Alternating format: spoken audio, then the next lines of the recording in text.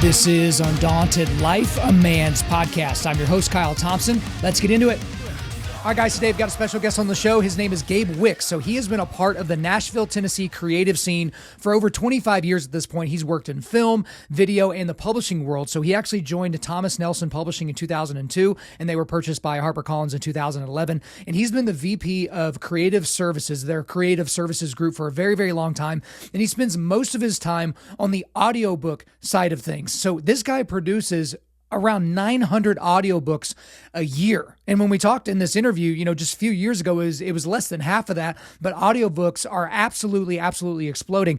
And one of the books in one of the projects that we talked about is this right here. This is called Country Gospel. So you're actually seeing this. These are actually CDs in a case, but you can get the digital version as well. But these are country music stars from yesteryear and from today reading the New Testament of the Bible. Okay. And so I'm actually going to read through who is on this project. And then I want to talk about this interview because it was very interesting. So we had Rory Feek, Charlie Daniels, Hillary Scott, Cheryl White, Sharon White, Randy Owen, Carly Pierce, Tracy Lawrence, Linda Davis, Neil McCoy, Ricky Skaggs, Lauren Elena, Josh Turner, and T.G. Shepard. And so that I actually read them in the order of how they were reading different books of the Bible.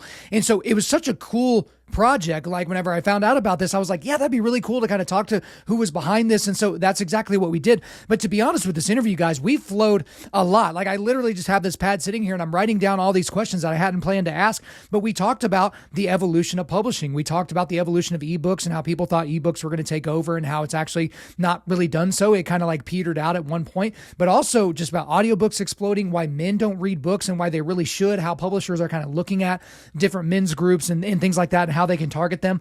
But then we talked about Johnny Cash quite a bit.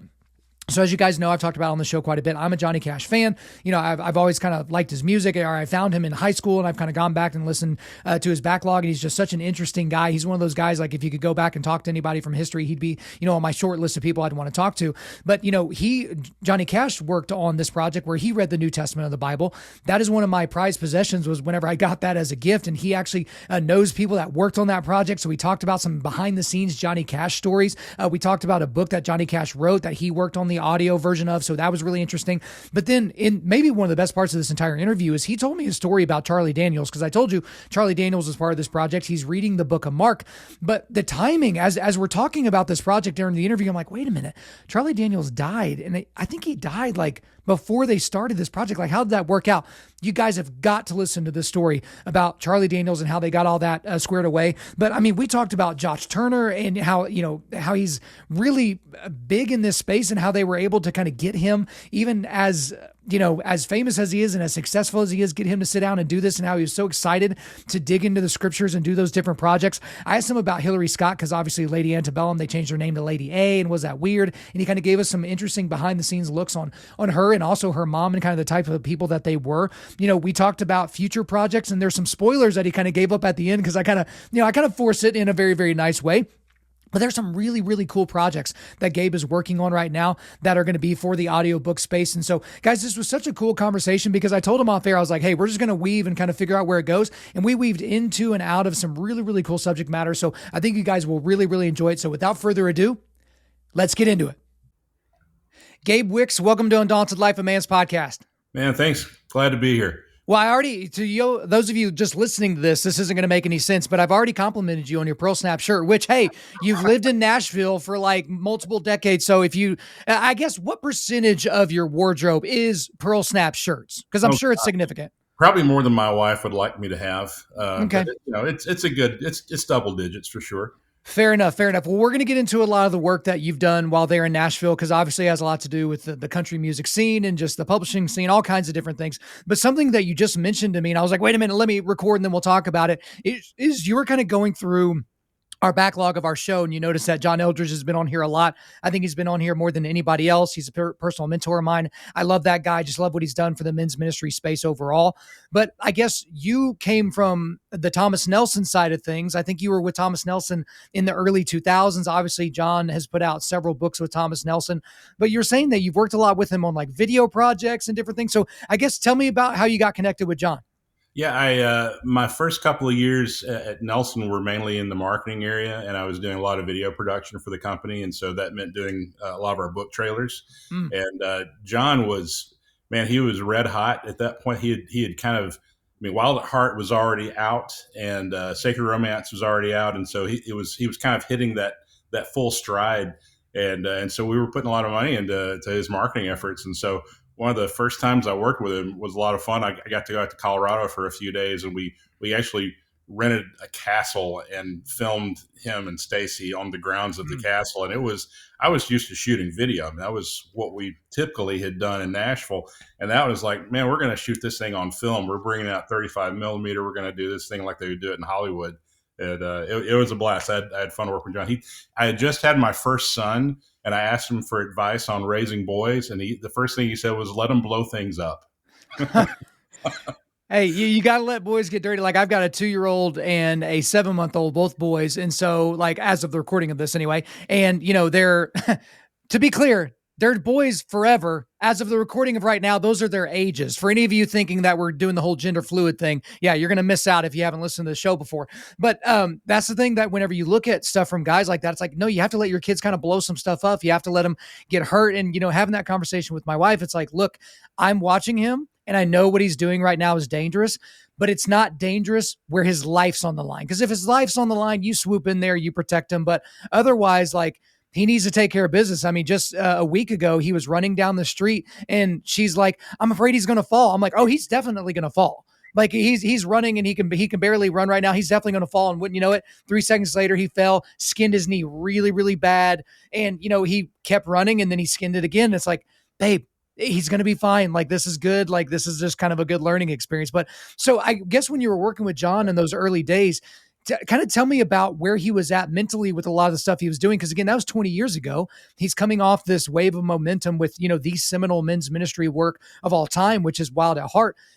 Kind of what was that like? Because some people that have watched John for a long time are like, oh, he's kind of chilled out, or he's getting more poetic in his latter years. And it's like, I feel like he's been the same guy the whole time.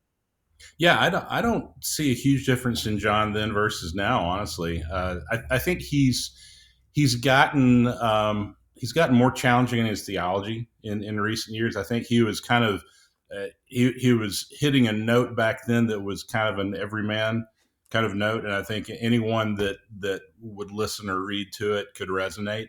And I think as he's matured, he's written a lot more. He's kind of been honing more into different parts of his theology as he's gone along, and so that's great. I mean, it's I think he's kind of developed his tribe a little bit more along the way. Mm-hmm.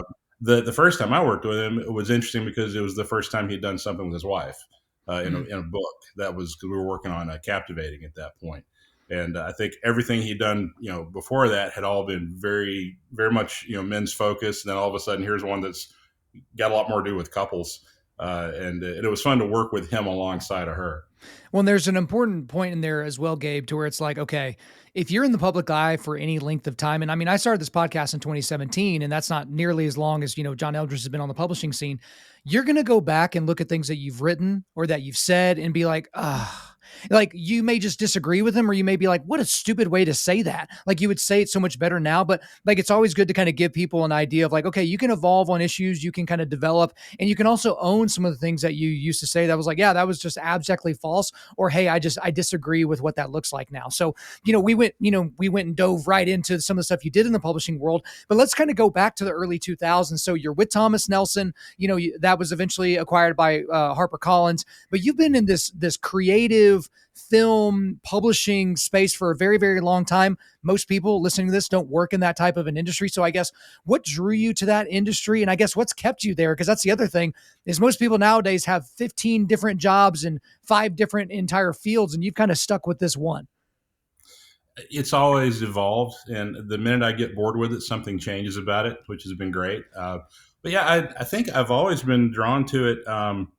I got into video work in high school. It was something that I kind of did on the side. I grew up in this church that had a youth pastor who was kind of a frustrated director and producer, and he talked the church into investing in a studio and a bunch of gear. And so some of us that were kind of drawn to it got to spend a lot of time down there after school at nights working on video projects. And so I got a kind of deep baritone voice early on, and so he was like, "We need you for some voiceover stuff." So I started going into the studio and recording voiceover when I was like 15, 16, and then learned a little bit more about producing and got into it. And so that was, I never intended on doing it for a career. I went to school thinking I was going to teach, and that didn't happen. I ended up my first job out of grad school. I got sucked into a video production firm here in Nashville, and that kind of started the whole thing. So I did that for years, and then got into the publishing world through the same thing. Then did video within the publishing world, and then about 2008, I started doing audiobooks for Thomas Nelson, along with some of the video. And then over time, that's grown to now audio is pretty much my main thing. I don't really do video so much anymore. I've got a team that works on it, but it's audio has kind of become the next great frontier.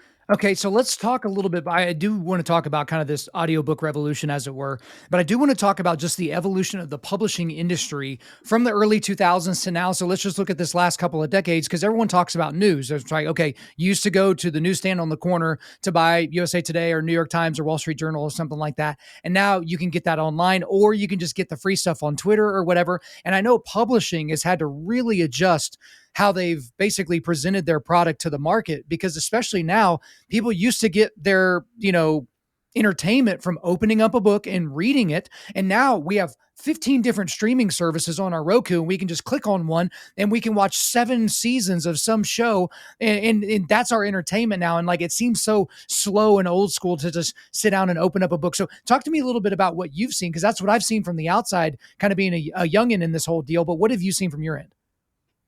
Yeah, it's I'm a real skeptic about a lot of these kind of things. I remember sitting in a meeting in about 1999, my first publishing job, and listening to a guy talking about ebooks. Mm. And he was kind of this doom and gloom. Oh, the ebooks is going to, this is going to be the new thing. We're going to throw all of our print away, and this is, and I'm sitting there as as an early 20s guy, listening to that and thinking, this is ludicrous. There's absolutely no way.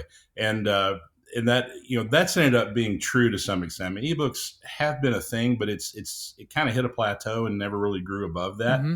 Uh, but I take that kind of attitude really towards anything where they say, "Oh, well, this is the future of publishing, and this is where it's all going." I don't think it moves quite that fast. When people have talked about, well, it's all going to go granular. We're going to be buying books by the chapter. Yeah, well, some of that's going to happen. But I haven't seen that really happening, really taking off yet. People think podcasts are going to replace audiobooks. I don't think that's the case either. I think it's one feeds off the other. I think they're two stripes of the same media. I think that at the end of the day, it's about content. If we can create good content and we can bring voices into the market that people don't necessarily hear otherwise, or maybe not as many people hear otherwise, that's the whole relevance of publishing. And how it gets to you is kind of irrelevant. I think right now I'm excited that digital audio is having this moment, because I like the media. I like working in that medium. Mm-hmm. But, that may not be the thing for terribly long either. I think the indicators are it's going to be around for a while. But at the other hand, people still buy print books. Mm-hmm. People are going to still buy print books. I'll be honest, if I go for something I want to consume at home, I'm typically picking up a printed book, which is weird because I work in digital audio, but there's this artifact quality of that book in your hand that is still relevant and still a personal thing. Mm-hmm.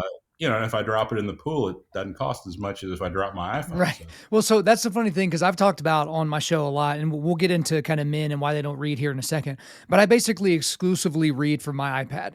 And the reason is now because, I'll get these advanced copies that are in PDF version from the publishers. And so I only put them on my iPad, and I can take my notes, and it's all really, really well and good. And I can read in the dark without having to turn a light on and all that kind of stuff. And even before that, I would just read ebooks and things like that.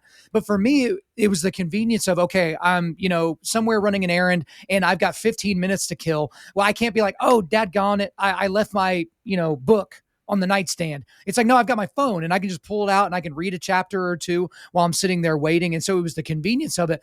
But man, there are so many people that they want the not tactical, I guess that would be tactile, like feeling the book in their hand. They want to feel the pages. My wife, I don't know what you would call this. She's like a paper file. Like she loves different types of paper and the weights and the texture and all that. Like we can't just buy Christmas cards. We have to buy Christmas cards with this weight of paper, with this type of finish and blah, blah, and all that. But that really does go into the publishing side. I know people that are nerds about, what is it, typesetting? Like, the gaps and like, because the typeset on this book and that book, there'll be the same amount of pages, but there's way more words in one versus the other. That's where I kind of feel like that we are with this whole thing is like, okay, if you like the convenience of the thing and having all your books in one place, great, you've got that. But if you want to have tomes and tomes all around you and you want to be surrounded by books, you can do that as well. Now, no one's going to want to help you when you move, right? Because they're going to be looking at all those boxes of books and be like, nah, screw you, you can do that on your own. But now let's go ahead and get into talking about men. So, Gabe, every time I talk to a publisher, whether it's either of the two that we've named here on this podcast or all the other ones, which will remain nameless because they're not part of this conversation, they tell us the same thing. Men do not read books. Like they don't buy hard copy books and read them. They certainly don't read them if they're Christian men. And so that's why a John Eldredge type, he is the anomaly of anomalies. To sell over 1 million copies of Wild at Heart doesn't even make sense. I've talked to guys, offline that are kind of in this space. I'm like, why don't you write a book specifically for men? And they're like, dude, I would love to. My publisher would never go for it. They would never put marketing dollars behind a book that is targeted at men or specifically at Christian men because it just won't sell any copies. What's your read of that? Because obviously you're in the audiobook space, and I know a ton of men do audiobooks because when they're on the work site or when they're on the road, that's a way that they can like get a lot of content in. That's why men listen to so many podcasts. That's why men, consume so many audiobooks. But again, that's just what I've seen on my side. I don't do this professionally. What have you seen? What's your read on it? Yeah, I think there's an interesting, kind of conundrum about this because we're still publishing more men than women. I mean, if you look at our front list catalog, it's going to skew more male, and yet we're very cognizant of the fact that the majority of the consumers are female. Yeah. And it's been that way as long as I've been in this business. That's the stat I've heard every year I've been in it. And a lot of times you talk about John's books. There's plenty of evidence that a lot of those books were bought by women for men. Right. And we know for sure that's a big, like, Bible publishing is a big part of what Harper is about. Bibles are almost exclusively bought by women, and Bibles are predominantly bought as gifts for somebody else. And there's still an awful lot of that happens every year. It's a huge part of our publishing, work that we do. But yeah, it's funny. I think that, and this is just anecdotal, but I can tell you among my male friends, I feel like we buy occasional books. Mm-hmm. We're given a lot more books, and we probably go after a lot more content, ourselves, that is not something we have to, be given or that we have to go buy ourselves. I think a lot of us are going online for content or listening to podcasts or listening to radio or listening to satellite, and we're going after our content that way instead of necessarily picking up a book unless someone hands it to us. Yeah, I would say as well with that is, again, men connect shoulder to shoulder, women connect eye to eye. That's kind of typical. And so you can also be in yourself when you're in a book. Like you can kind of look at yourself and you can put yourself into the story. Whereas men, if they're going to do that, it's probably going to be in a movie, like an action movie. They're going to see themselves in First Blood. They're going to see themselves in the Incredible Hulk or whatever movie that they're watching. And maybe personality wise or wiring wise, you don't see that as much with women. But I guess what I would ask, and I know you've asked yourself this question, I know you've been part of meetings that this question has been asked, but how can we get more men into actually reading books? Because I heard a great quote from a friend of mine years ago. It's like, there's two types of people in this world. There are guys that read, and then there are morons. And like, that's just kind of where it is. Like I talked to these men who they haven't read a single book since high school, right? They didn't read any of their books in college. They haven't picked up a single book, and they always blame, oh, I'm working, or I've got family. But for the most part, it's like, they'd rather play video games. They'd rather, binge Netflix. They'd rather look at porn and masturbate. They'd rather do something else. and then to feed their brains. And I'm talking not just with fiction, just with, stories that are just for entertainment. I'm talking about nonfiction, like real world, anything, theology or history or any type of entertainment in the nonfiction world. What can we do to convince more guys, hey, this is certainly worth your time? Yeah, you're hitting something that's near and dear to me there. I think it starts young. I think it probably starts in high school, Mm. and I started getting into this idea of wanting to teach because I wanted to teach. I wanted to teach literature, and I didn't kind of get that idea until I went to college. And the reason was, in college, for the first time, I was reading things I wanted to read. You go through all this curriculum, middle school and high school, where they're telling you these are the books you're supposed to be looking at. And granted, there's stuff that's kind of in our literary canon that everybody should have some exposure to, and if you don't, then you're kind of ignorant. But on the other hand, if you really want to capture a boy's attention, he needs to be reading something that actually hits him where his interest lies. And if he gets into the habit of actually reading something because he likes that subject matter, he'll keep doing it. I've got my 18-year-old is not a Mm. reader, and I part of that is that it's just his way he's wired to some extent. But part of it too is I looked at the stuff he was reading growing up, and it was the standard assignments that you would expect in middle school and high school. And shame on me, I didn't do a great job of putting a bunch of books in front of him when he was younger, because he was more focused on other things, and I was trying to encourage that. His younger brother, who's about to be 10, loves to read, and I think part of it is because I'll give my wife credit; she was a lot more instrumental in making sure there were books around that were things in his interest areas. And so he started picking those up. And, after a couple of years of that, it became a habit with him. And he'll still gripe if we try to make him Yeah. read. You can't say, all right, you've got 30 minutes of reading time now. But if you have it around him and it's something that the cover screams, this is something that you like already, he'll pick it up and want to go through it. And I don't think schools do that. I think there's no freedom in what kids are told they have to read right now. One thing that I think is interesting as well, and that's a great word for dads, especially to make sure that there are those books around. But part of it is modeling as well. Like if you're not good with your money, if you're out of shape, if you don't read and you want your kids to do all those different things, your excuse can't be, do as I say, not as I do. Like eventually that's going to kind of run its course. So dads, they need to see you reading. They need to see you digging into things. You need to read the books with them. Right. And y'all can talk about it together. You make yourself so available to your son in a very interesting way whenever you can lay bare your opinions about a classic novel or about something that's specific to their interest. But I would say as well, with a lot of dads out there, with a lot of people that don't like to read, I think they feel like the juice isn't worth the squeeze. That's why we put a book list on our website. It's the 100 books every modern Christian man should read list. Okay. And if you just throw a dart at this list and hit one, I guarantee you that book is going to be valuable to you. That's why we've curated this list. We take books off, we put books on, like it's kind of a rotating list of sorts, but it's like, guys, there are resources out there for you. But it's weird how people catch the bug though, isn't it? Because Gabe, I didn't read any of the books in high school. Like I cheated on a lot of my tests, like, because I didn't want to read the book, or I would just read the Spark Notes and hope to God the test the next day had something to do with the summaries that I read, because I just didn't want to read the actual physical book. But here I am now. This year I'm going to read well over 50 books. Like that is not great for me in my brain because I read so slowly. It takes a ton of time for me to do that. But I've gotten so much value out of reading these different authors and their different opinions. So do you feel like for a lot of guys, they just I don't know, they'd rather tinker with something in the garage or go to the shooting range or something like that because they just don't think it's going to be worth it for them? Yeah, I think it requires some effort that they're not willing to put into it. Mm. I think it's, if you're, look, I'm an old car guy. I got 2 old cars out in the garage. I love working on old houses. If you gave me a choice between grabbing some tools and working on that or sitting down with a book, I'm going to grab the tools, because that's something I know gives me a release and I enjoy it. And I feel like I'm actually accomplishing something with my hands. If you can get that same feeling that you accomplished something, I think that's one of the things. I think guys want to accomplish something. We want to feel like, not that we've necessarily fixed something, but that we actually can step back from something we put time in and go, oh, yeah, that came together, or I did that, or whatever. And I think if you're reading the kind of thing that at the end of reading it, you have that same sense of satisfaction, that I actually accomplished something by doing this, that Mm. I'm better, I understand something, there's some questions I've got answered now, or it's piqued my interest in something else. That's where you win, and that's where you're willing to make the effort to do it. I don't know. I think you've got to be really careful with the material that you decide to read.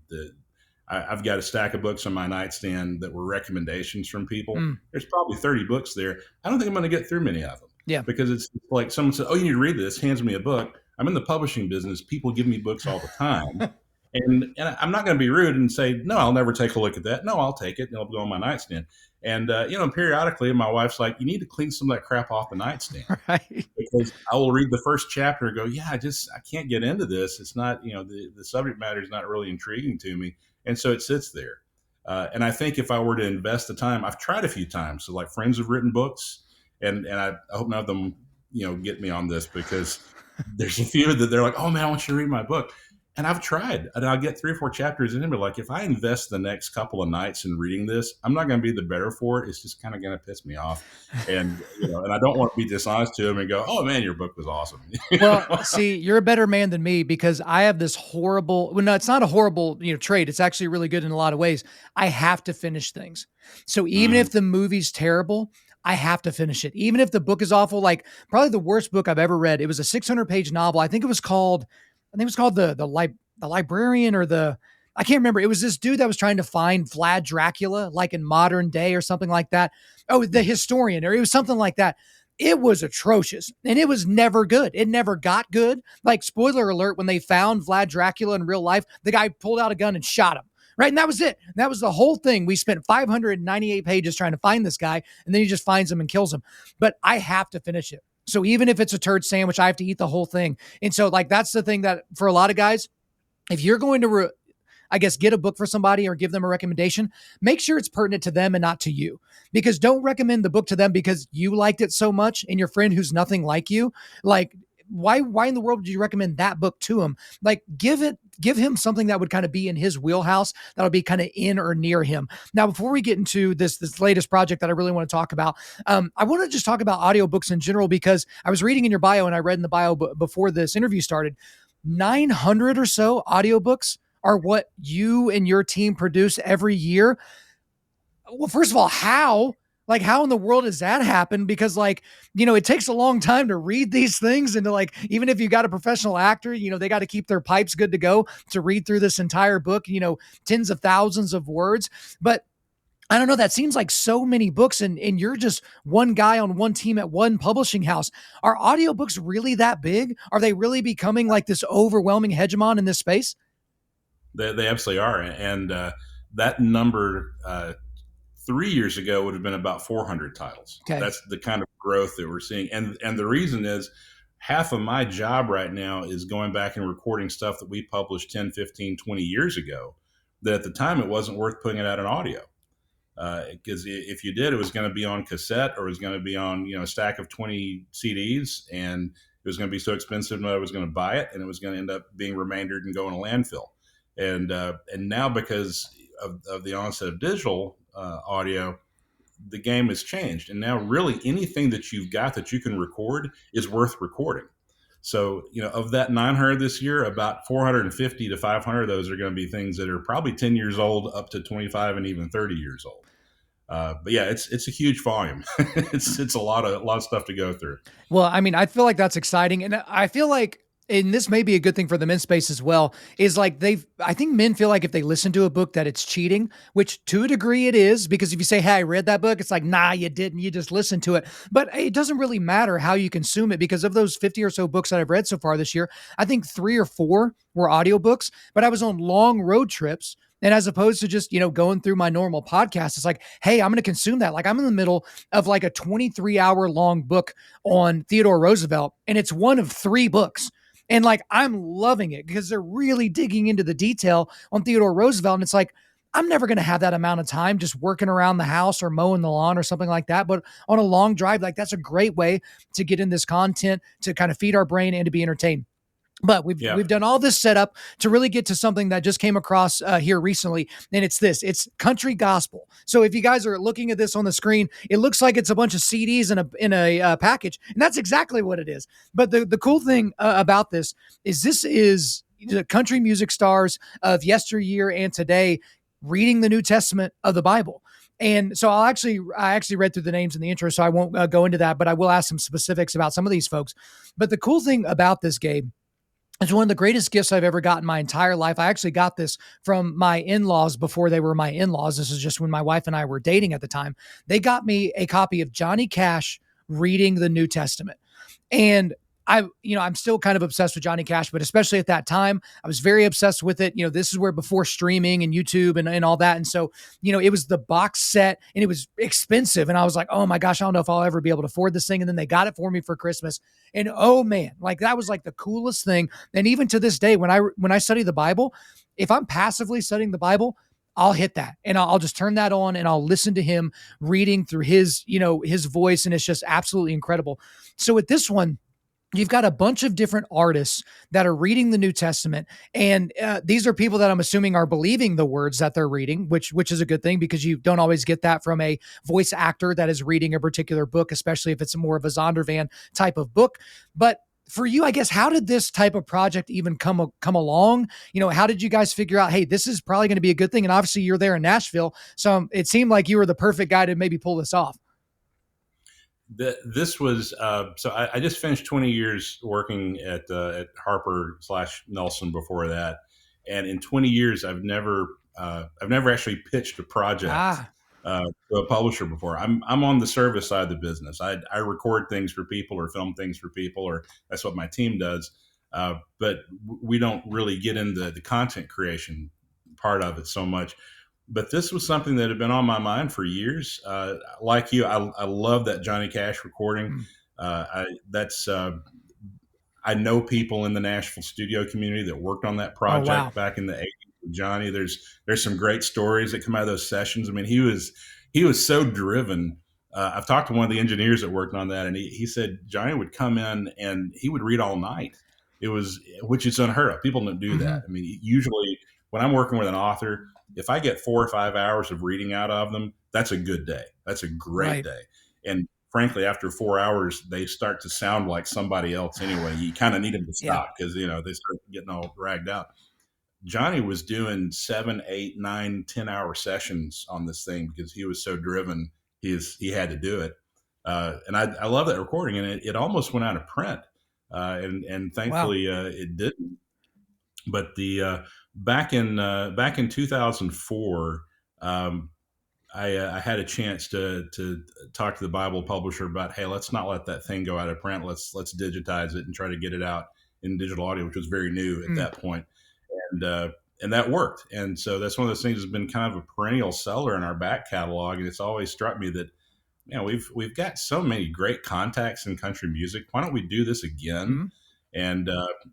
And so I approached the Zondervan publisher, Melinda Balma, a friend of mine, and I said, if I'm just thinking, spitballing here, I can come up with 15 names of country artists that we've worked with in different contexts, whether it's promotion or we've done their book or whatever. I bet if we went back and talked to them about reading audio Bible, some of them would go for it. And she loved the idea and said, "Okay, go pursue it. See who you can get." And so that's kind of how it started. It was really who have we already worked with, who do we have a relationship with, and from there it snowballed. From there it was, I would be in the studio with one of the artists and we'd record, and at the end of it we'd be sitting around talking about things, and I'd say, "Hey, who else do you know that should be on Mhm. this?" And they, "Oh, well, we need you to get this." And then they'd give me their phone numbers, and it was funny. I mean, I didn't ever have to go through an agent Mm. really for anybody. I didn't have to go advertise we were looking for talent. It was all word of mouth. And this is a town where people know people. It's all very networked. And though I've never been in the music side of the business, I've definitely rubbed shoulders with people who are. And so it doesn't take that many phone calls to get in front of the right people and get the right phone numbers, and then it's just a matter of were they interested. But the goal was we wanted people who actually did believe this. Like you're saying, there are plenty of people in the country music world who are not people of faith who would have love to have been on this just for the publicity, and we didn't want those. We wanted folks that actually walked it, and I'm pretty proud of who we ended up getting on here. I would stand behind any of them, and getting to be with each of them personally and kind of hear their testimony and their story as we were working.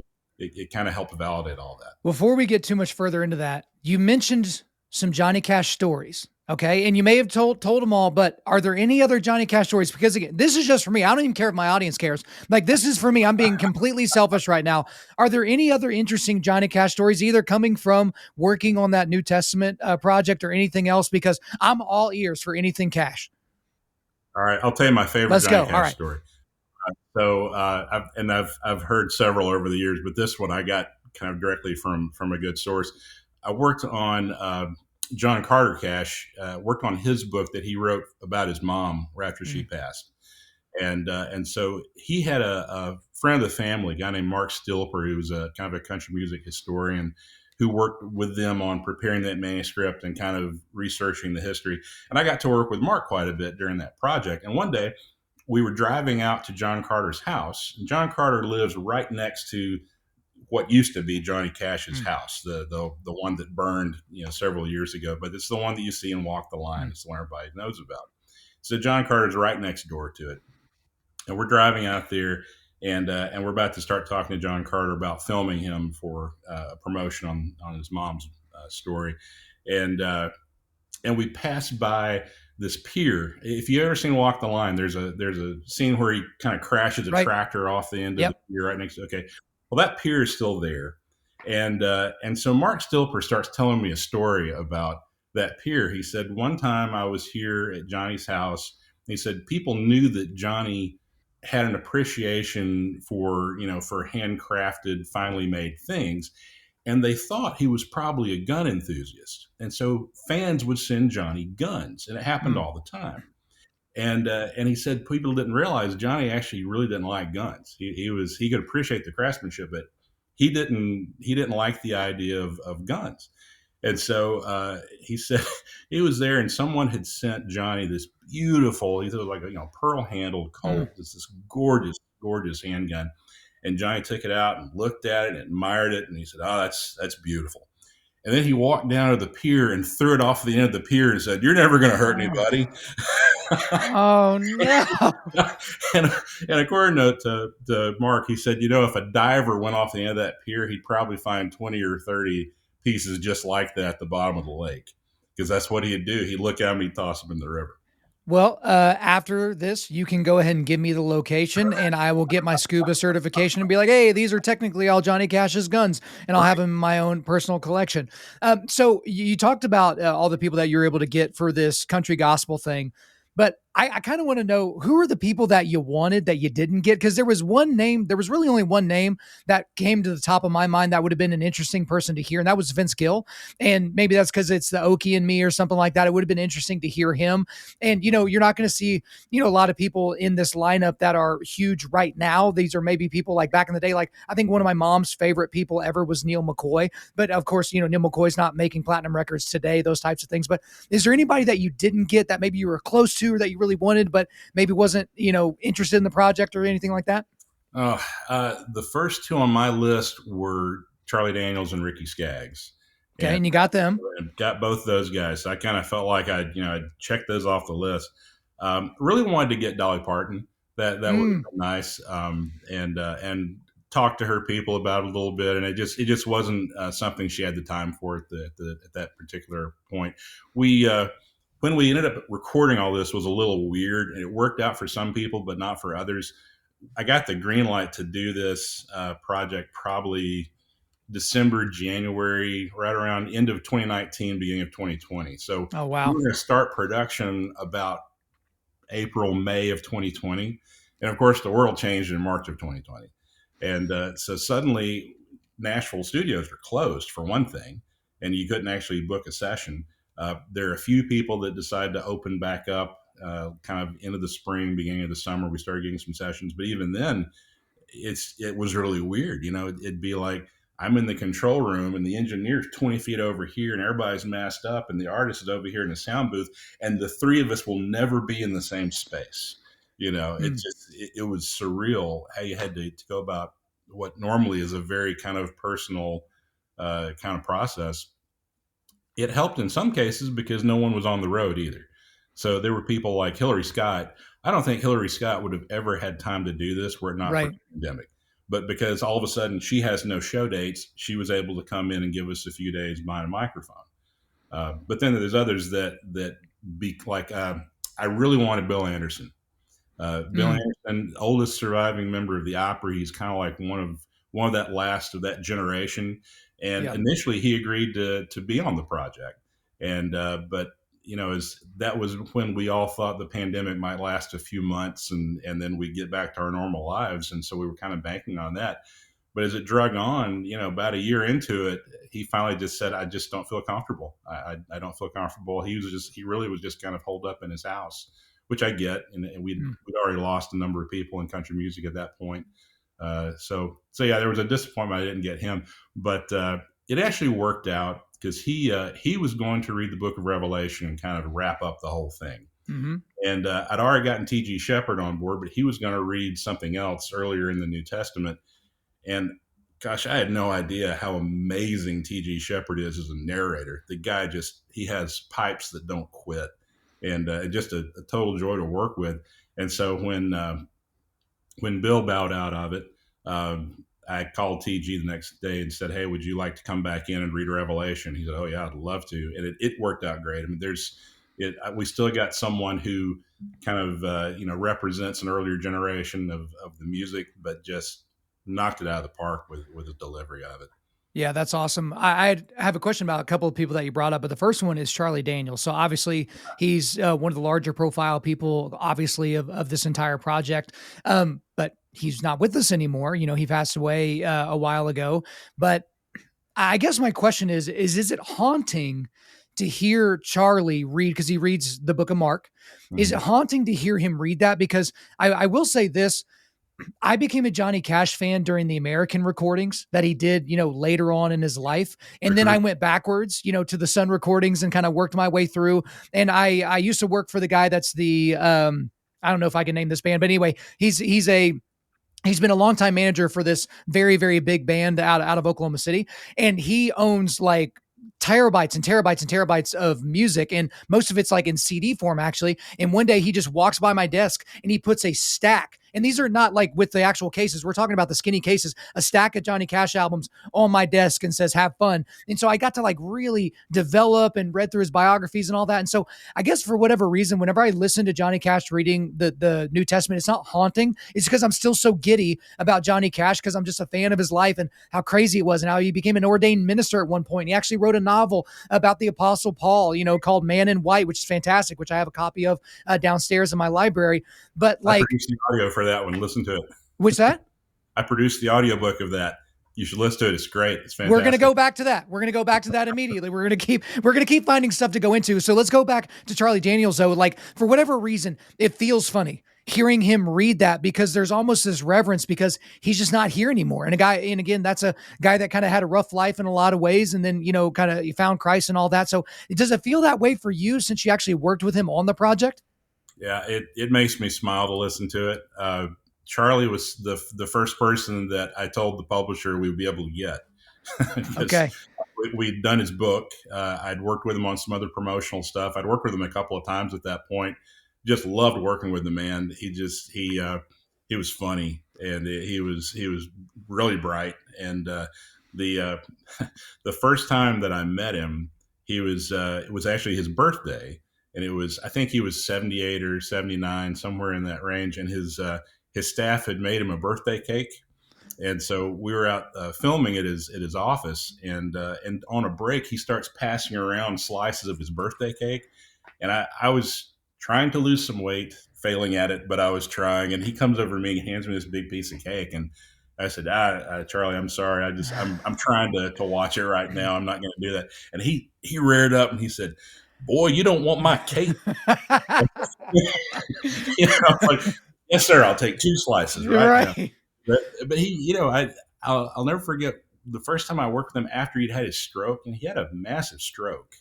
And when he shook your hand, you still thought this guy could put you on the floor. Yeah. As a 80-something-year-old, he's just strong as a bull.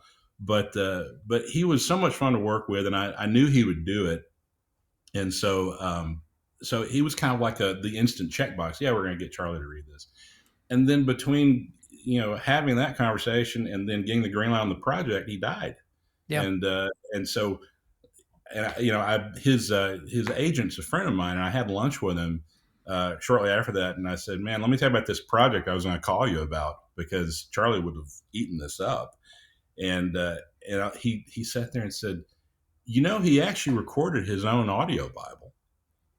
Like, really? Wow. Yeah, he did. He said, we've got the whole thing in the can. It was never edited, and he said there's some problems with it, but he did it. And he said, is there any way we could make use of it? And so well, the problem is that we're doing this in the New International Version, and so that's the chances that he read the thing in the NIV, or he said no, he read it in the NIV. Wow. Really? Okay, all right. Then let's figure out how to make this work. Well, the problem was that Charlie had done this using his own personal Bible, which was like a 1982 copy of the NIV. Okay. Well, the thing about the NIV is it's always being updated. Right. And you can only, by use of your license with the company that actually owns the rights to, you can only record or print the most up-to-date version, which was pretty different than what Charlie had read.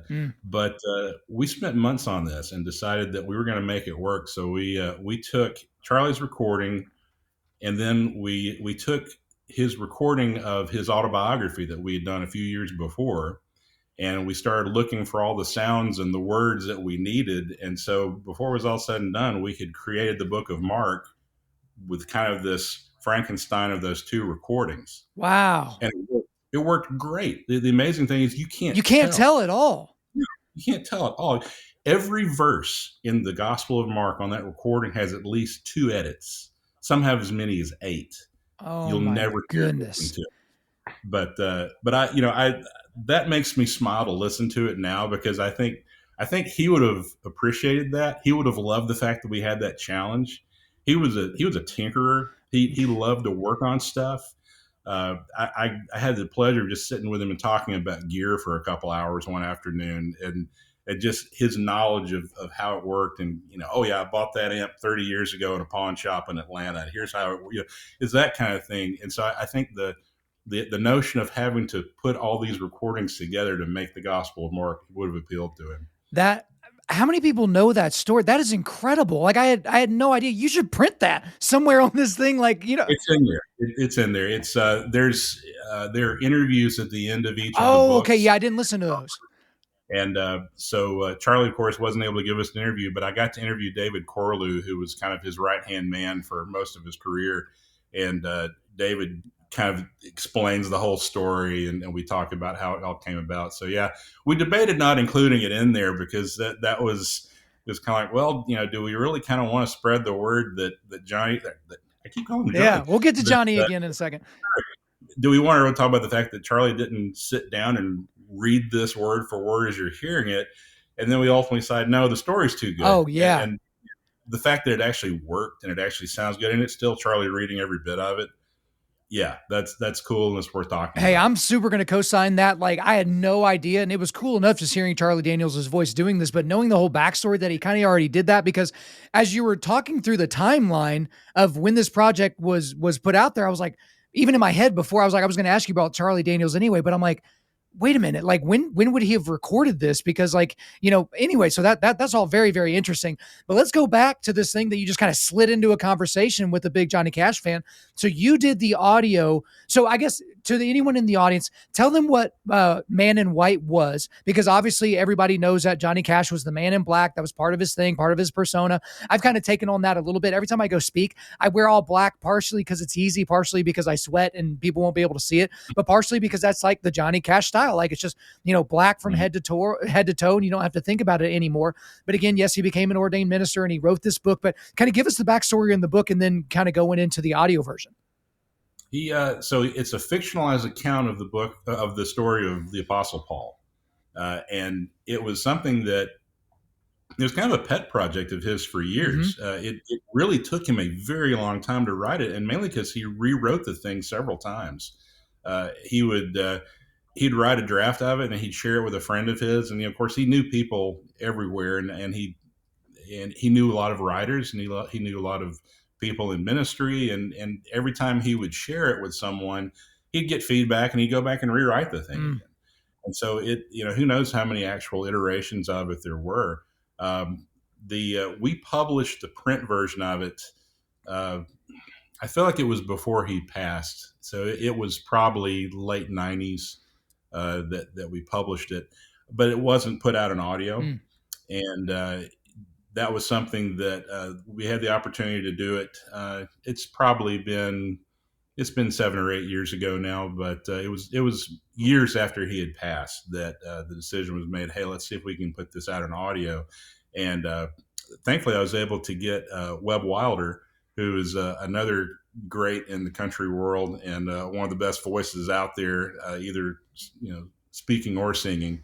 And he was just thrilled to be asked to do it, and so he lent his pipes to that project. Did a fantastic job. Well, I have so many more questions about that, but for the love of God, we're going to be here all day. So maybe I'll ask you later because we're becoming fast friends. So this is kind of an interesting question because obviously having Hillary Scott, you mentioned her earlier, she's part of the trio Lady Antebellum, but that's kind of Mm-hmm. my question is I know that they turned off a large portion of their fan base when they officially changed their name from Lady Antebellum to Lady A. Now, anyone who's been a Lady Antebellum fan, because I've told people before, that was kind of like with their first album, like my dad was listening to it at his house one day, and I was like, this sounds pretty good. And I hated country music at the time. And so that's always kind of been one of my like guilty pleasures was Lady Antebellum for whatever reason. And I know that their fans just kind of called them Lady A. And I think that was like their fan club was like the Lady A fan club or whatever, because most people don't know how to spell antebellum. They don't even know what antebellum actually is. But with all the stuff that happened in 2020 and George Floyd and the riots and everything, everyone got really, really sensitive. They weren't the Dixie Chicks anymore. They just became the Chicks, which is somehow not offensive. So we'll see how long that lasts. But then Lady Antebellum, they officially changed their name to Lady A. And I remember thinking to myself, what an unforced error. Like, I don't think anybody is thinking that those three artists and the rest of the band are playing at KKK rallies and they've got a bunch of neo-Nazis in the front row and skinheads in the back. Like, I thought it was an unforced error for them. And again, that was probably the label making those decisions. I doubt the band was sitting there like, oh my gosh, what do we need to do with our name that we picked from the beginning? But did that strike you as odd when that happened? Because, well, to be honest, the first time I saw her on here, I immediately thought, oh God, why'd they rename their band? That was like my first thought. It was just such a weird thing to me. So I just want to get your read on it. Yeah, I'll shoot from the hip on it. It's not something I had a conversation with her about. The I got to work with her for the first time on this project, and also her mother, Linda Davis, was actually the first person I think we recorded for the project. And the thing that hit me about both of them, they're two of the kindest people I've ever met. Honestly, there's there's a warmth about them that is just it's so authentic and just very kind. They make you feel like you've known them for years within 10 minutes of talking to them. And there's a sensitivity there. I think they are these are people who are very in tune with their fans. They're very cognizant of the fact that people look to them, as role models. They're very serious about their faith, deeply serious about their faith, and they're very serious about their image. And so, in my mind, that all probably had to do with it. I don't know if it was a label decision or if it was a band decision, but when all that went down, there's just so much scrutiny happening in country music in general. There's always going to be a little bit of a tension between traditional and modern. They had just gotten into the Opry, which you don't get much more traditional than that. And I think probably all that the timing just kind of came together at a point where they felt like they needed to react to the times and be a little more sensitive about something that probably didn't offend their fan base, but may have offended people that weren't part of their fan base, but they were part of the greater community. I don't know. I can't speak on their behalf, but I can tell you just from what I've seen of their character, that wouldn't All right, surprise well, we'll leave that one there. So, when I looked at this initial list of artists that were going to be on here, obviously, Hillary Scott, because of her profile and how big Lady Antebellum is. I'm calling them Lady Antebellum. I don't care if I get canceled. I was like, that's a really cool get. Obviously, like I said, Charlie Daniels, that's really neat. For my mom's sake, Neil McCoy, that was such a cool thing, and Tracy Lawrence and some of those other ones. But there was one name that stood out to me for several reasons, and that was Josh Turner. And so the first reason why it stood out to me is because, I mean, the dude's got the most silky bass voice. Like, it's such an unbelievable voice when he sings. And then when he talks, it's just like that as well. But 10 years ago, this summer, actually, I worked for Major League Baseball. It's a long story, but we would have artists come through all the time. And one of the artists that came through was Josh Turner. He came and did a tour. And so I'm kind of giving him this tour. And then he had some downtime and we had a pool table. And so he and I played pool. And we had a nice back and forth game of pool. And we're just chatting the whole time. And there's some nice pictures of us having a good time. And, I guess you could ask him the next time you see him who won that game. I don't want to brag or anything like that. But it was just such a fun time because most of the people we met were really, really down to earth. Like, these were not people that were wanting to be waited on hand and foot. Yeah, they had sold millions of records, or yeah, they had done some incredible things on the baseball diamond, but they were just regular people at the end of the day. And I always remembered that about him. And so even in those days, I didn't give a crap about country music, and I've kind of developed more of a taste for certain parts of country music later on. I'll never be like the Florida Georgia Line guy or like the, any of those types of kind of country. For whatever reason, that just doesn't really agree with my palate.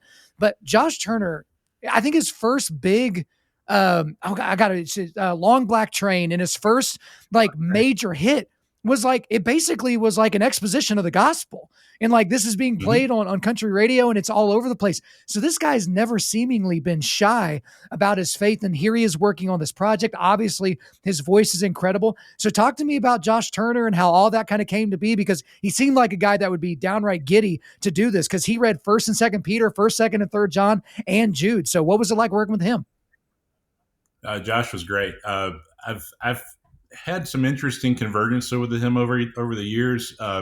My wife has known him actually since college. They went to church together a long time ago, and so she knew him before he was big. And then we published his first book several years ago, which was a great book and did well. And I actually got to work on the audiobook for that one. Uh, and so, he was a very early target that we had as far as somebody we wanted on the cast. And the kind of the guy that I really spitballed all the ideas off of initially was Rory Feet. Mm. Rory's become a friend of mine over the years. We've published him several times. Just tremendous human being.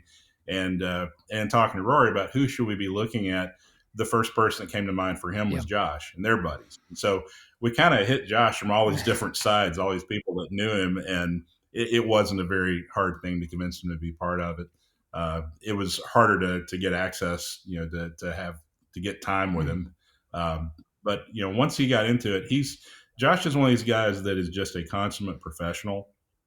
It's there are people who wanted to come in and sit around and shoot the breeze for an hour, and then we'd record some, and then they'd want to talk about stories. A lot of them hadn't gotten to be around people Mm-hmm. much, for months of the pandemic, so they were enjoying being back in the studio and getting to chat with folks. And then there were some that came in and was like, all right, game face on, we're going to get this done. And Josh was one of those. I mean, he sat down ready to go, and I don't think he was in the chair 5 minutes before we were rolling. And he would just absolutely motor through it and did a fantastic job. He was one of the most error-free readers that we had. There were very few things I had to make him do a retake on. But yeah, it's funny, as commanding of a voice as he's got. Uh, when he's reading, he's actually kind of Mm. quiet.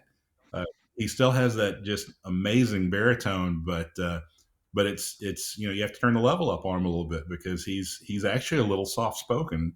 Uh, but man, just talk about somebody who takes it seriously. I mean, this is he.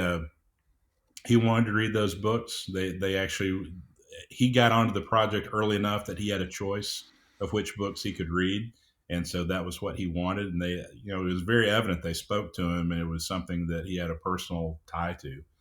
Yeah, no, Josh was a pleasure. I hope we get to work on something else with him.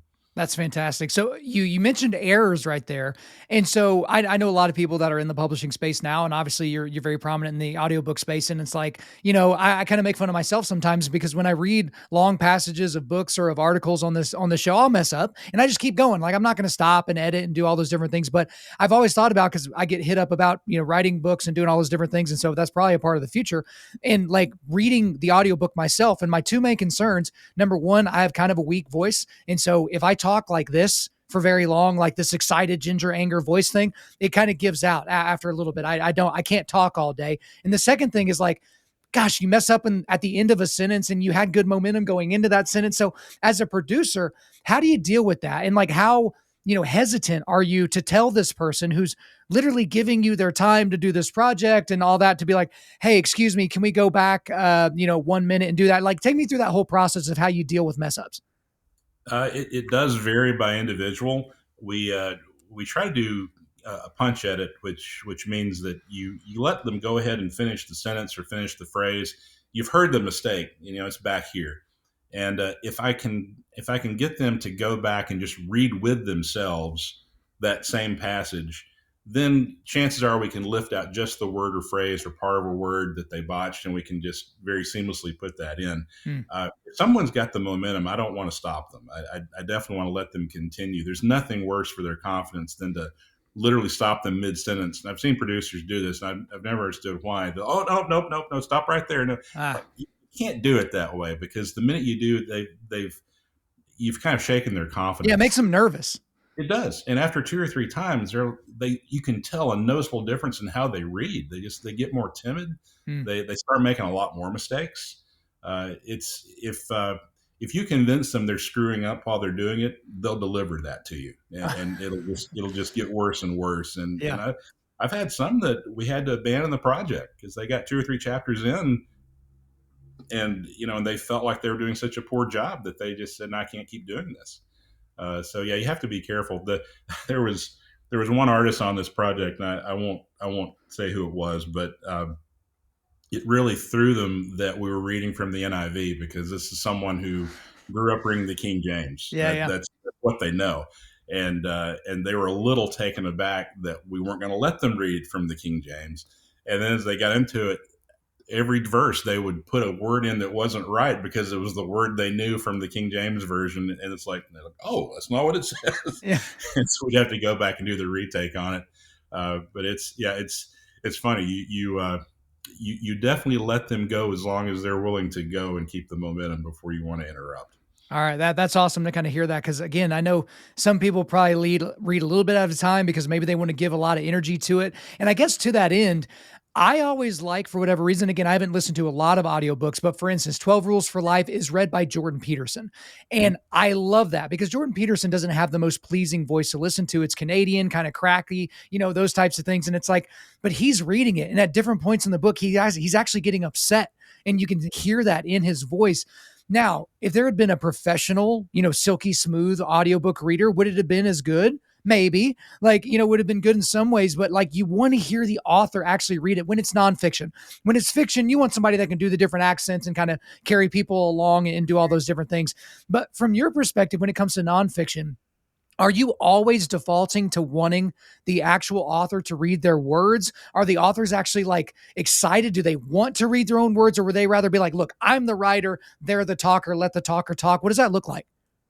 That's actually changed a lot. That was the biggest change in my world over the pandemic that has stuck. Pre-pandemic, I would say probably 40 to 45% of our front list books were read by the author.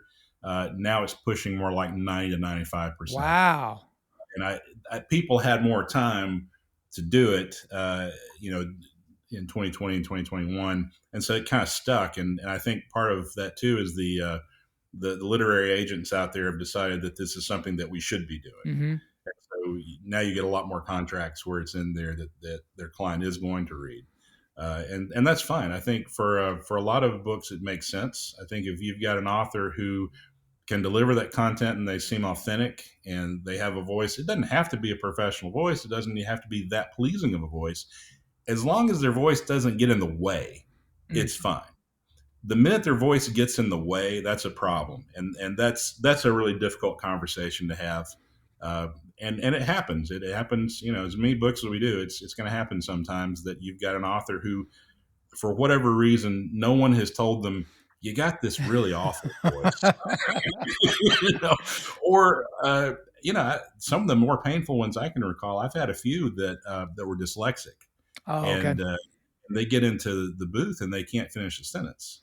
And more than not, once you sit down and talk to them about it and say, look, this isn't working, they'll say, yeah, my agent said I need to do this, or my wife said I needed to do this, or my church said I needed to do this. Someone told them they needed to do it, and they believed them, and then they got into it and realized they really shouldn't.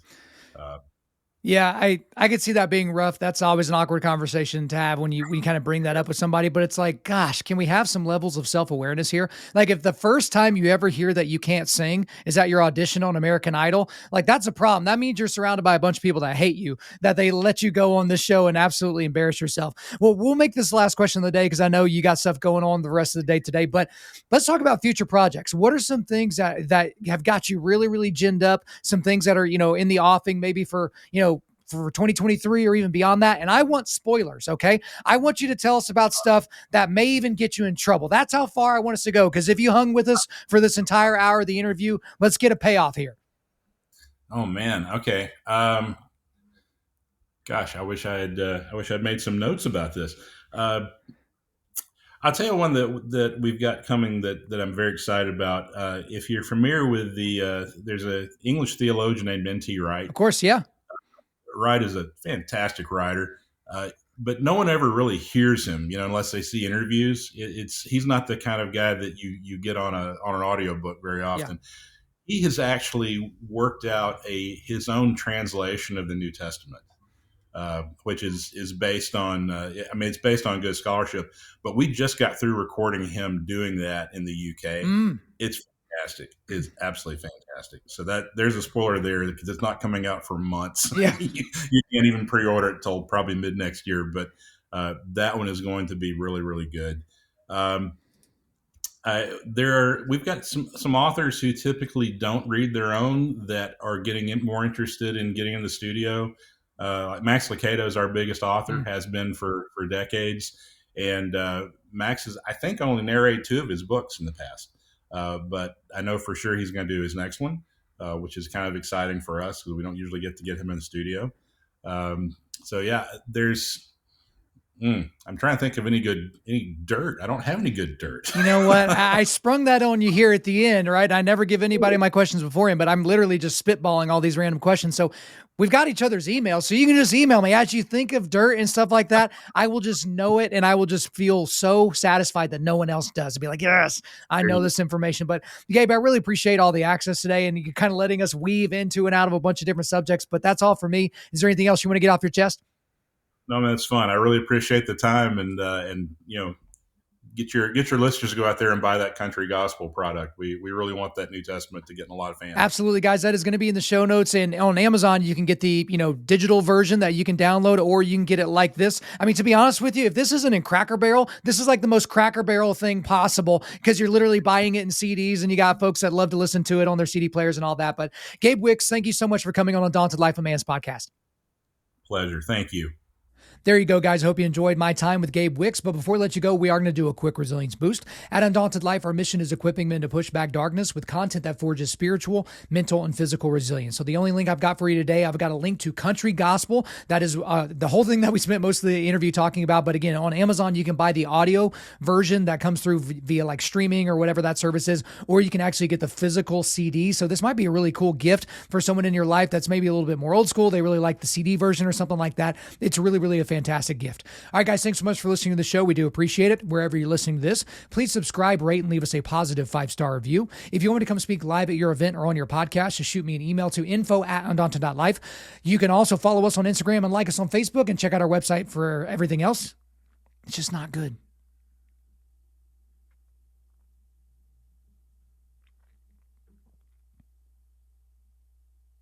Thank you guys so much for listening to the show. We do appreciate it. Wherever you're listening to this, please subscribe, rate, and leave us a positive 5-star review. If you want me to come speak live at your event or on your podcast, just shoot me an email to info@Undaunted.Life. That's info@Undaunted.Life. Follow us on Instagram and like us on Facebook, and check out our website for everything else, including how to donate to keep more content like this coming your way. Just go to www.Undaunted.Life. And as always, we want to thank the band August Burns Red for allowing us to use their music for our content. The music on this podcast is their song Cutting the Ties, which is off their 10th anniversary re-recording of their album Leveler. The links are in the description. I'm your host, Kyle Thompson. Remember, keep pushing back darkness, keep forging spiritual, mental, and physical resilience, keep seeking the Lion of Judah.